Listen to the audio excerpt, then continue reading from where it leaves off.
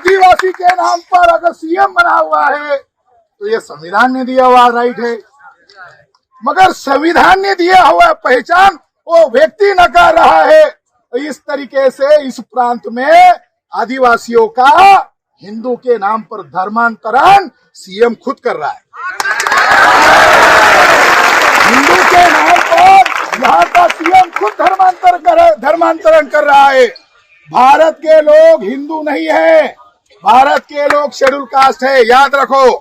भारत के लोग 1700 जातियों के अनटचेबल लोगों का संविधानिक नाम क्या है? Schedule caste. 800 कबीले में बटे हुए 8-10 करोड़ आदिवासी लोग हैं, उनका नाम आदिवासी है। 4743 जातियों में बटे हुए बैकवर्ड कास्ट के लोगों का नाम अदर बैकवर्ड कास्ट है। और इन्हीं से जो धर्मांतरित हुए हैं, चाहे वो ईसाई है, चाहे मुसलमान है, चाहे बुद्धिस्ट है, चाहे जैन, क्रिश्चियन, लिंगायत है, इनका माइनॉरिटीज के नाम पर अधिकार है। तो हम लोग कहाँ से हिंदू है? हम लोग कहाँ से हिंदू है? हम तो कह रहे हैं, वो लोग जिस नाम पर प्रचार कर रहे हैं ये हवा है, ये झूठी बात है। रामायण में हिंदू शब्द नहीं है, महाभारत में हिंदू शब्द नहीं है, गीता में हिंदू शब्द नहीं है, शिव पुराण में हिंदू शब्द नहीं है, भारत की किसी भी भाषा में हिंदू शब्द नहीं है। जब मुगल भारत में आए 11वीं-12वीं शताब्दी में, तब उन्होंने यहाँ की समस्त प्रजा को कहा हिंदू। स्वामी दयानंद सरस्वती नामक ब्राह्मण, गुजरात का ब्राह्मण, मोदी भी गुजरात के हैं और दयानंद सरस्वती भी गुजरात का है। स्वामी दयानंद सरस्वती ने सत्यार्थ प्रकाश के पेज नंबर 81 पर कहा, हे ब्राह्मणों, तुम अपने आप को हिंदू मत कहो। क्या कहा? हे ब्राह्मणों, तुम अपने आप को हिंदू मत कहो, क्योंकि हिंदू मुगल मुसलमानों के द्वारा दी गई गाली है। उसने लिखा सत्यार्थ प्रकाश नामक किताब में, हिंदू यानी काला, हिंदू यानी चोर, हिंदू यानी डाकू, हिंदू यानी नीच, छली, कपटी, गुलाम। तो हम अपने आप को हिंदू नहीं कह रहे। स्वामी दयानंद सरस्वती की बात को अगर समझा जाए तो हम अपने को क्यों गुलाम कहेंगे? हम अपने आप को नीच क्यों कहेंगे? हम अपने आप को क्यों अपमानित करेंगे? हम कौन है? हम इंडियन है। We are Indians. हम कौन है? हम भारत के मूल निवासी है। ये मेरी किताब है, इस किताब का टाइटल है, अभी तक कोई भारत का ब्राह्मण इस किताब को चुनौती नहीं दे पाया। लिखित में इस किताब का नाम है विदेशी ब्राह्मणों की मातृभूमि वेस्ट यूरेशिया। हम कोई क्रिश्चियन लोगों के बीच में मैं संबोधित नहीं कर रहा हूँ। इसमें हमारा राष्ट्रीय क्रिश्चियन मोर्चा एक इकाई है, इसमें हमारा भारत मुक्ति मोर्चा भी है, इसमें हमारा राष्ट्रीय आदिवासी एकता परिषद भी है, इसमें हमारा राष्ट्रीय मूल निवासी महिला संगठन भी है, छात्र संगठन भी है। मैं तमाम मूल निवासियों को संबोधित कर रहा हूँ कि भारत में 3.5% लोग हैं। देखो कितनी मजाक है। बहुसंख्य लोगों का भारत पर राज होना चाहिए या अल्पसंख्य लोगों का भारत पर राज होना चाहिए? ब्राह्मणों की आबादी केवल 3.5% है। ब्राह्मणों की आबादी केवल 3.5% है और 3.5% ब्राह्मणों का कांग्रेस 100% ब्राह्मणों का संगठन है। वो कोई आदिवासी बहुजनों का नहीं है। बीजेपी 100% ब्राह्मणों का लीड करने वाला ब्राह्मण है। सीपीएम ब्राह्मणों का, तृणमूल कांग्रेस ब्राह्मणों का। तो भारत के पार्लियामेंट पर 5 राष्ट्रीय दल है जिनके पास वोट नहीं है, उनका पार्लियामेंट पर 100% कब्जा है। विधायिका पर ब्राह्मणों का कब्जा है, कार्यपालिका पर 3.5% ब्राह्मणों का कब्जा है, मीडिया पर 3.5% ब्राह्मणों का कब्जा है।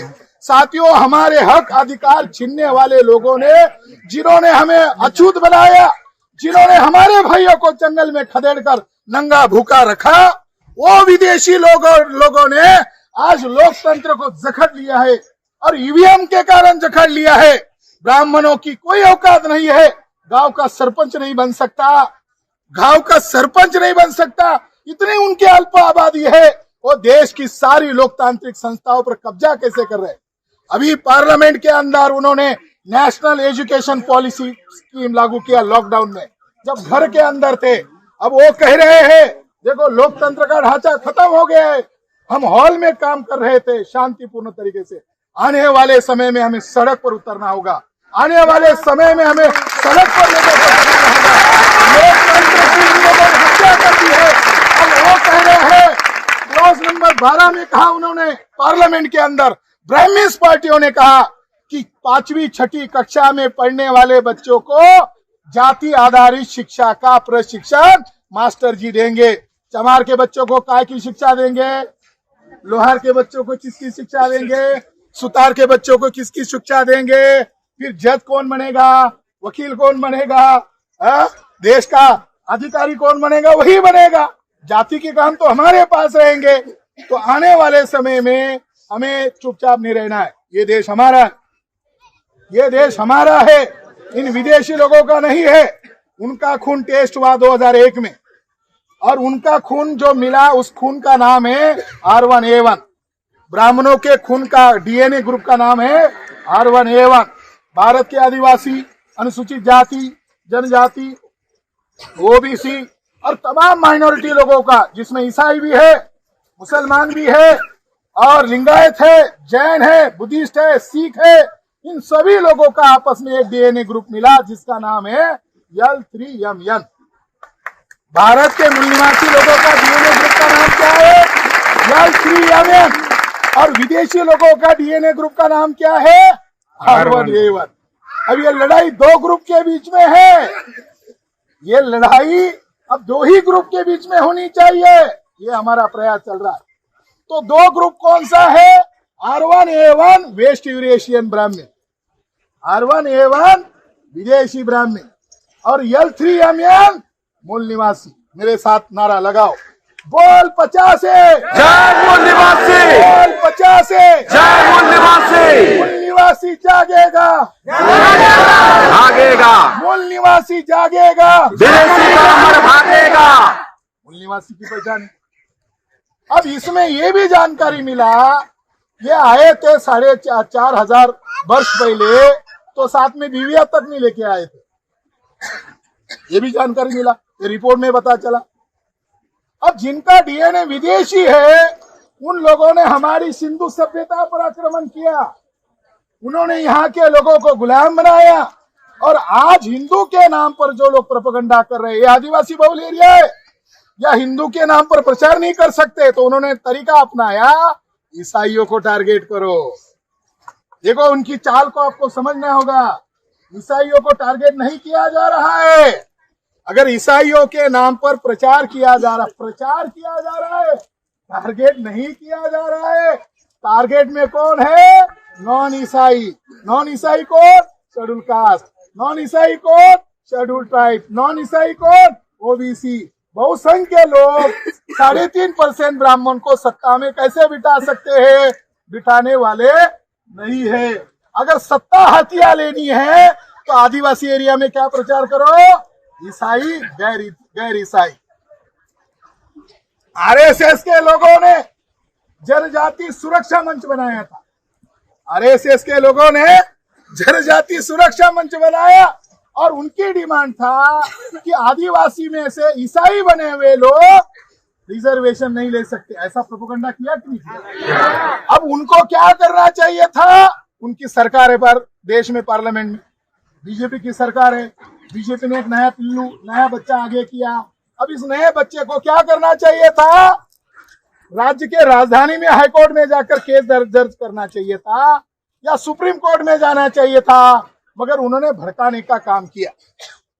इसके पहले ही अलग अलग राज्यों के हाईकोर्टों में और देश की सर्वोच्च न्यायालय सुप्रीम कोर्ट में यह कहा गया है, जजमेंट में कहा गया है, आप कौन सा भी धर्म अपना लो, मगर आपके रीति रिवाज परंपरा वैसे की वैसे बरकरार रहती है।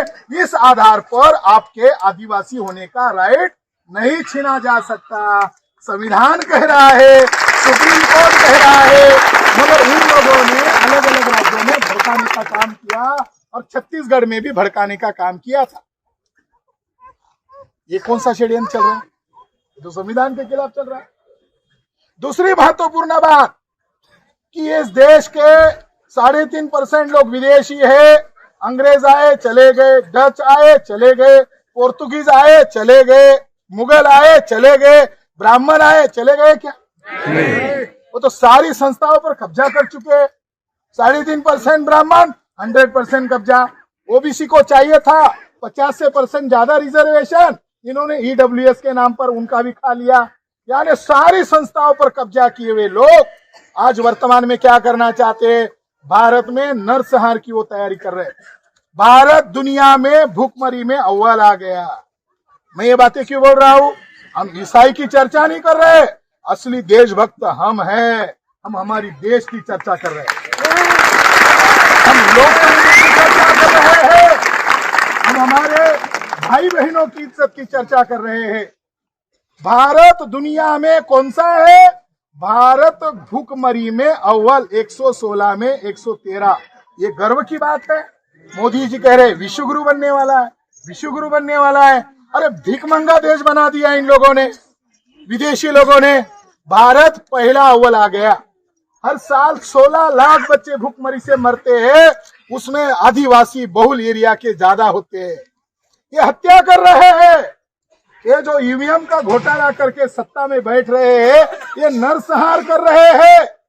बांग्लादेश में जन आंदोलन हुआ, सिक्योरिटी मोहन भागवत की बढ़ाई गई। हमें समझ में नहीं आया कि भागवत जी भारत के रहवासी है या बांग्लादेश के रहवासी है। वो अपने आप को एक सामाजिक संगठन कहते हैं।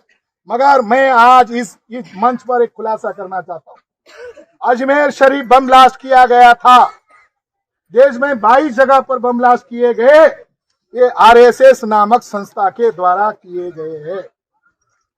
जो दूसरे को सर्टिफिकेट बांट रहे हैं, उनको भी सर्टिफिकेट की जरूरत है। 22 जगह पर बम ब्लास्ट किए गए। बंगाल का ब्राह्मण असित चटर्जी उर्फ असीमानंद, फेक नाम असीमानंद, जब बम फूटेंगे दूसरे जेल में जाएंगे तो उनको असीम आनंद होगा। ओरिजिनल नाम असित चटर्जी। उसने कन्फेशन दिया और कन्फेशन में कहा मैंने मोहन भागवत के कहने पर 22 जगह पर बम ब्लास्ट किए। उसको बैन होना चाहिए। मैं इस मंच पर ऐलान कर रहा हूं, भारत मुक्ति मोर्चा के द्वारा अगले साल हम लोग आरएसएस को बैन करने के लिए 10 लाख लोग नागपुर जाने वाले हैं। देश का मामला है, ये देश को बचाने का मामला है। अजमेर शरीफ बम ब्लास्ट हुआ था, कोर्ट ने तहकीकात किया, आरएसएस के 3 लोगों को आजीवन कारावास सुनाया गया। कोर्ट ने आरएसएस के लोगों को टेररिस्ट घोषित करके आजीवन कारावास सुनाया। कोर्ट के फैसले के आधार पर आरएसएस देशभक्तों का संगठन नहीं है, आतंकवादी ब्राह्मणों का संगठन है। इस देश में भूखमरी पहले नंबर पर है, बेरोजगारी पहले नंबर पर है, मिनटों में महिलाओं पर बलात्कार हो रहा है और आपके छत्तीसगढ़ में लोकतंत्र की हत्या कर दी गई है और यहाँ का सीएम आरएसएस का कठपुतली बन चुका है और आदिवासियों का हसदेव। जो जंगल है, लाखों पेड़ों को काटा जा रहा है और हमारा आदिवासी उस पेड़ को बचा रहा है। हमारे आदिवासियों को कत्लेआम कर दिया जा रहा है। क्या हो रहा है छत्तीसगढ़ में? क्या आप मुर्दा हो? बाबा साहब अम्बेडकर ने आंदोलन शुरू किया था। शुरुआती दौर में ऐसे चंद लोग आए थे, तारीख थी 1927, हमारे लोगों को पीटा गया था। तो बाबा साहब अम्बेडकर ने कहा तुम चंद लोग हो, आने वाले समय में हम बदला लेंगे। हम संगठन बना रहे, हम लड़ाई के लिए नहीं आए हैं, हम बोल रहे हैं, लोगों को तैयार कर रहे हैं। बाबा साहब अम्बेडकर को देखकर लोग रोने लगे, आपकी भी पिटाई हुई, हमारी भी पिटाई हुई, इनको हम कुचलेंगे। बाबा साहब ने कहा नहीं, तैयारी करके आना है। मुझे भी बुरा लग रहा है। तो बाबा साहब अम्बेडकर ने उनको जो कहा वो मैं आज आपको कह रहा हूँ। आपको भी बुरा लग रहा है? बुरा लग रहा है ना? तो बाबा साहब को भी बुरा लगा। तो बाबा साहब अम्बेडकर ने उस समय उनको क्या कहा? गुलाम को गुलाम होने का एहसास दिला दो, यही जागृति है। आपको अच्छा हो रहा है तो इसका मतलब हम सही ट्रैक पर चल रहे हैं। एहसास होना जरूरी है। तो आज हमारे लोकतांत्रिक देश में हमारे अधिकार छीने जा रहे हैं। हमारे एडवोकेट सुनील डोंगर द्विवेदी राष्ट्रीय संगठन के प्रभारी है, ILPA Indian legal professional association के राष्ट्रीय प्रभारी है। वो कहने के लिए गए भाई साहब मैं वकीलों का राष्ट्रीय अध्यक्ष हूँ, आप ये क्या कर रहे हो? तो उनको भी धमकाने का काम किया जा रहा है। उनको भी हम कानूनी जवाब देंगे, उनको भी हम कानूनी जवाब देंगे, क्योंकि ये लोकतंत्र का मामला है। हम ऐसा क्या कर रहे हैं? हमारे हाथ में कोई हथियार है? हमारे हाथ में तो किताब है, देखो हमारे पास तो कलम है, हमारे पास दिमाग है, और हम संविधान को मानने वाले लोग हैं। जो हमारा हॉल था वहां ये कहकर वहां से हमको खदेड़ दिया गया कि स्टेट गवर्नमेंट का यहाँ कोई कार्यक्रम आया है। बड़ा गजब का नियम है, जब किसी को अलॉट करते हो, हमने चालान भरा 14,000 रुपए, उस हॉल का हमने क्या किया, चालान भरा, तो उस दिन का मालिक कौन है? आज हम लोग हैं। इसके बावजूद ये कहा जा रहा है कि सरकार का कोई यहाँ कार्यक्रम है तो आप यहाँ से चले जाओ। जब हमको खदेड़ा जा रहा है तो फिर हम कहाँ जाएंगे? क्या यहाँ का कलेक्टर ये चाहता है कि हम कलेक्टर ऑफिस पर कार्यक्रम करें? अगर वो ऐसा कहते तो हम यहाँ खुले में बैठने के बजाय हम कलेक्टर ऑफिस जाकर कार्यक्रम करते और दुनिया को बताते देखो लोगों को हॉल तक नहीं दिया जा रहा है। तो आने वाले समय में हमको हमारी लड़ाई लड़नी हो, हमें हमारी लड़ाई लड़ने के लिए पसीना क्या खून देना पड़े तो भी हम देने के लिए तैयार है। ये हमारे देश का मामला है, ये हमारे देश का मामला है और हमारे स्वाभिमान का मामला है। रोटी से भी बड़ी चीज स्वाभिमान होती है। हम हमारे स्वाभिमान की बलि देकर हमारे देश की कुर्बानी नहीं दे सकते। हमें हमारे देश को तथा संविधान को बचाने के लिए डट कर रहकर मुकाबला करना होगा। साथियों, गांधी जी ने एक आंदोलन चलाया था, उनके ऊपर भी ब्रिटिश लोग दमन करते थे, उनको भी नहीं बोलने देते थे। जब उनको नहीं बोलने देते थे तो बोलते थे मैं आपके कानून का उल्लंघन करता हूँ, डालो जेल में। आने वाले समय में हमारे हॉल की परमिशन रद्द कर दी जाती है, मैदान में गुंडागर्दी कर दी जाती है, तो हम भी ऐसे गलत कानून का उल्लंघन करेंगे और कहेंगे कि हमको भी जेल में डालो। क्यों? क्योंकि गांधी जी जेल में जाते जाते महान हो गए, महान इतने हो गए कि गांधी जी ने 8 अगस्त 1942 को घोषणा किया 1 करोड़ लोगों को इकट्ठा होना है। बॉम्बे में ऐलान किया क्विट इंडिया मूवमेंट। क्या भारत के ब्राह्मण लोग विदेशी होने के बावजूद, अगर लोकतंत्र होने के बावजूद वो इस तरीके से गुंडागर्दी करते हैं तो हमें भी क्विट इंडिया मूवमेंट शुरू करने के लिए मजबूर नहीं किया जाए। जो लोग विदेशी लोग हैं उनको संविधान के दायरे में रहना चाहिए। मोहन भागवत का कार्यक्रम होता है तो क्या हम ऐसा हल्ला गुल्ला करते हैं? क्या हम ज्ञापन देते हैं? वो तो हमको गाली देता है, हिंदू के नाम पर गाली देता है, हमारे लोगों को बरगलाता है, झगड़े लगाता है। क्या हम आरएसएस बीजेपी के लोगों का इस तरीके से विरोध करते हैं? वो तो हम लोकतंत्र को मानते हैं। हम हमारे दुश्मन को भी कहते हैं तुम्हें बोलने की आजादी है, मगर मेरा मुंह चुप करने की तुम्हें आजादी नहीं है, मेरा मुंह खोलने की मुझे आजादी है। तो साथियों, इस देश के लोकतंत्र को बचाने के लिए काम करना होगा। 550 जिलों में हमारा संगठन है, 4,500 तहसील में है, 32 राज्यों में है, देशव्यापी संगठन है। इसीलिए 6 अक्टूबर 2022 को आरएसएस का हेडक्वार्टर घेरा था। कुछ लोग कहते हैं कि क्या होगा, तुम ब्राह्मणों का क्या करोगे? तो मैं यहाँ आज बायलानी बयान दे ही देता हूँ। जो विदेशी लोग हैं, यूनाइटेड नेशंस ऑर्गेनाइजेशन कहता है, जो विदेशी लोग हैं वो वहां के मूल निवासी लोगों पर जबरन राज नहीं कर सकते। विश्व का कानून हमारे आजादी के समर्थन में है। जन आंदोलन होगा, केला गांव का जन आंदोलन की तैयारी कर रहे और वो ऐसा करके हमारा गांव में संगठन फैलाने में सहयोग कर रहे हैं। ऐसा उनको करना चाहिए। हमारे लोगों को कभी कभी कम समझ में आता है, देर से समझ में आता है, मगर जब ब्राह्मण विरोध करता है तो हमको आधा सेकंड लगता है समझने, ज्यादा देर लगता है क्या? तो दुनिया में आजादी के 3 रास्ते हैं। नंबर 1, गांधी जी का विश्व मान्य सिद्धांत था, जो विदेशी लोग हैं वो भारत छोड़ के चले जाए। गांधी जी का एक सिद्धांत है, जो विदेशी लोग हैं वो भारत छोड़ के चले जाए, यही हमारी आजादी की डिमांड। गांधी जी कह रहे, हम नहीं कह रहे। दूसरी डिमांड हिटलर की थी। हिटलर भी एक आजादी की लड़ाई लड़ रहा था और आरएसएस बीजेपी के लोग हिटलर को अपना आदर्श मानते हैं। तो हिटलर का कहना है विदेशी लोगों को भागने मत दो, उसको गैस चेम्बर में दबा के मारो, कहीं वो फिर दोबारा आकर आपको गुलाम का बनाए। तो हिटलर का सिद्धांत था भागने मत दो, विश्वमान्य सिद्धांत है। और तीसरा सिद्धांत है नेल्सन मंडेला का, जो विदेशी लोग हैं उनको भागने मत दो, उनको उसी देश में रहने दो, मगर उनको चुनाव लड़ने का अधिकार मत दो, उनको मंत्री बनने का अधिकार मत दो, उनको वोटर का भी अधिकार मत दो, उनको दुय्यम नागरिक के तौर पर रहने दो, शासक हम मूल निवासी होंगे। ऐसा किसका कहना है? नेल्सन मंडेला का कहना है।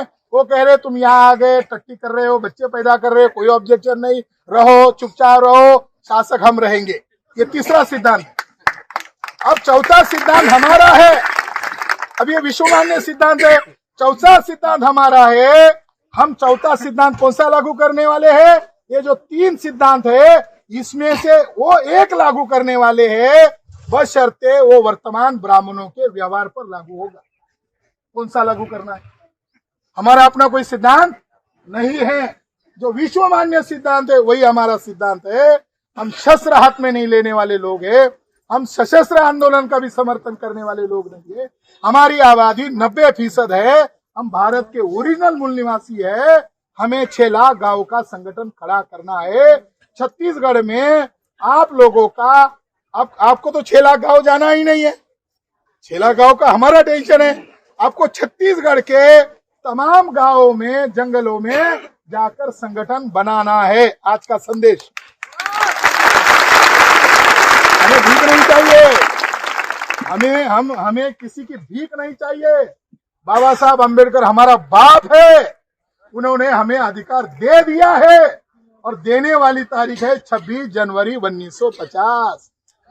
बाबा साहब अम्बेडकर ने सभी लोगों को अधिकार दिया। बाबा साहब अम्बेडकर कितने महान बाप थे हमारे बच्चों को तो दिया, ब्राह्मण को भी दिया, उसको भी कहा तुम संगठन बनाओ, तुमको जो बोलना है बोलो, मगर संविधान के दायरे में रहकर बोलो। बाबा साहब अम्बेडकर कितने महान बाप थे, हमारे दुश्मनों को तक अधिकार दिया, हमको तो दिया, मगर वो लोग संविधान के बाहर जाकर कार्य कर रहे हैं। तो हमें क्या चाहिए? हमें न्याय चाहिए, हमें समानता चाहिए, हमें समता चाहिए, हमें भाईचारा चाहिए। हमारी लड़ाई इसके लिए है, हमारी लड़ाई संविधान में दिए हुए संविधान के प्रियम्बल के ऑब्जेक्ट की लड़ाई है। देखो हमारी कितनी बड़ी लड़ाई है। हम किसी का गला दबा रहे, हम किसी के अधिकार छीन रहे, हम तो इंसान है, यही तो बताने के लिए इकट्ठा हो गए। हम लोग इंसान है, इंसानों का संविधान है और संविधान के दायरे में आकर ये लड़ाई लड़ रहे हैं। अगर यहाँ की गवर्नमेंट ये इसका कर रही है तो मैं आज दूसरा ऐलान कर रहा हूँ। पहला ऐलान, आरएसएस के हेडक्वार्टर नागपुर में हम मोर्चा लेकर जाने वाले। राष्ट्रीय क्रिश्चियन मोर्चा नहीं लेकर जाएगा, भारत मुक्ति मोर्चा के नेतृत्व में जाने वाला। नंबर 2, भारत मुक्ति मोर्चा के नेतृत्व में हम जल्द से जल्द छत्तीसगढ़ बंद करने वाले हैं। अगर हमारे मौलिक अधिकारों को छीना जाएगा तो हमें लोगों को बताना पड़ेगा ना कि छत्तीसगढ़ बंद क्यों हो रहा है।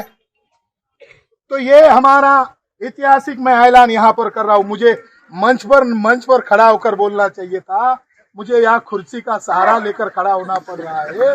तो ये कुर्सी आपके लिए बन रही है, आपको हुक्मरान बनने के लिए बन रही है, आप इस देश के मूल निवासी हो। तो दूसरी बात यह है, और तीसरा बड़ा आंदोलन आने वाले 14 नवंबर को राजधानी रायपुर में होने वाला है। और वो आंदोलन है जो सतनामी धर्म है, मूल निवासियों का धर्म है। सतनामी धर्म जो है गुरु घासीदास, संत गुरु मूल निवासी महापुरुष संत गुरु घासीदास, सतनामी धर्म मूल निवासियों का धर्म है। यहाँ की स्टेट गवर्नमेंट ने योजना बनाकर उनका जैत खम तुड़वाया है, और इसके विरोध करने वाले लोगों को जेल में ठुसाया है, हजारों की तादाद में। इसके विरोध में मैं स्वयं और हमारे राष्ट्रीय अध्यक्ष वामन मेश्राम जी राजधानी में पधारने वाले आने वाले 14 तारीख को, और लाखों की संख्या में वहां महारैली का आयोजन करने वाले। इसका संदेश आपको गांव गांव में फैलाना होगा। क्योंकि वो हमारा महापुरुष है, का जी मूल निवासी महापुरुष है, छत्तीसगढ़ का महापुरुष नहीं है, देश का महापुरुष है। और जिन लोगों को तकलीफों झेलनी पड़ रही है उनका जवाब 14 तारीख को मैं देने वाला हूं। आपको क्या काम करने हैं? आपको गांव गांव का संगठन बनाना है। आपकी सामाजिक अधिकार, राजनीतिक अधिकार, धार्मिक अधिकार कोई माई का लाल नहीं छीन सकता। हमारे लोगों को डराया जाता है, धमकाया जाता है। हम लोग डरने और धमकी के प्रभाव में आने वाले नहीं है। हम देशव्यापी संगठन चलाने वाले लोग हैं। और आज जो छत्तीसगढ़ गवर्नमेंट ने जो तानाशाही का रवैया अपनाया, इसका जवाब हम आरएसएस हेडक्वार्टर जाकर देने वाले हैं। ये जानकारी मैंने हमारे राष्ट्रीय अध्यक्ष जी को दी। मैंने कहा कि छावनी बनाई गई है और हमारे लोगों को बोलने तक नहीं दिया जा रहा है, लाइट काटी जा रही है। तो उन्होंने कहा उनको मैसेज दीजिए कि मैं वामन मेश्राम राष्ट्रीय अध्यक्ष, मैं उनकी खानदान से हूँ जिन्होंने 500 लोग थे। 1 जनवरी 1818 को मोहन भागवत के बापजादा थे बाजीराव पेशवा, उनकी 28,000 फौज थी और मेरे पुरखों की 500 की फौज थी। 500 के लोगों ने बोटी बोटी करके मारा था। हम उनकी औलाद है। अभी भी हमारा खून ठंडा नहीं हुआ है, तो हम वो लड़ाई लड़ेंगे। और ये जो किया गया इसका कोर्ट में भी जवाब देंगे और जंगे मैदान में भी जवाब देंगे, क्योंकि ये मामला मेरे बोलने की पाबंदी का नहीं है, हमारे चंद लोगों की बोलने का मामला नहीं है। ये भारत के संविधान पर छत्तीसगढ़ में पाबंदी डाली गई है, इसके लिए बंद होगा। समर्थन का मैं यहाँ रिजोल्यूशन पास कर रहा हूँ। कितने लोग सहमत है? हाथ खड़ा करके सहमति जताए। सभी लोग सहमत हैं। धन्यवाद। हमारा कार्यक्रम भी सफल हुआ, हमारी जनसभा भी बहुत अच्छी हुई और जितना हॉल के अंदर जितना खुशी चैन आता था उससे ज्यादा मैदान में आता है, बाबा साहब अम्बेडकर को ऐसा डराया जाता था, बाबा साहब के लोग भी डर जाते थे। तो बाबा साहब उनको क्या कहते थे? बाबा साहब अम्बेडकर उनको क्या कहते थे? बाबा साहब अम्बेडकर उनको कहते थे, देखो मैं मेरे सिर के ऊपर कफन बांध के चला हूँ, हमें कोई डराए नहीं। तो हम इस देश के नागवंशी है, इस देश के मूल निवासी है। मैं इस मौके पर आप सभी लोगों को निवेदन देता हूँ कि हमारा कार्यक्रम यही से खत्म होगा, वो माइक से नहीं होगा, यही से चलेगा। अब आभार प्रदर्शन वाला भी यही खड़ा होकर बोलेगा। इससे बढ़िया मंच है कोई? इससे बढ़िया मंच है कोई? तो अब मैं जो बोला हूँ मैंने प्रिसाइड वो कर दिया है। अब अगली कार्रवाई हम छत्तीसगढ़ बंद करने की करेंगे। लड़ाई होनी चाहिए, लड़ाई नहीं है तो मजा नहीं आता, लड़ाई तो होनी चाहिए। बोल 50 मूल निवासी, 50 मूल निवासी जागेगा, चोर लुटेरा भागेगा।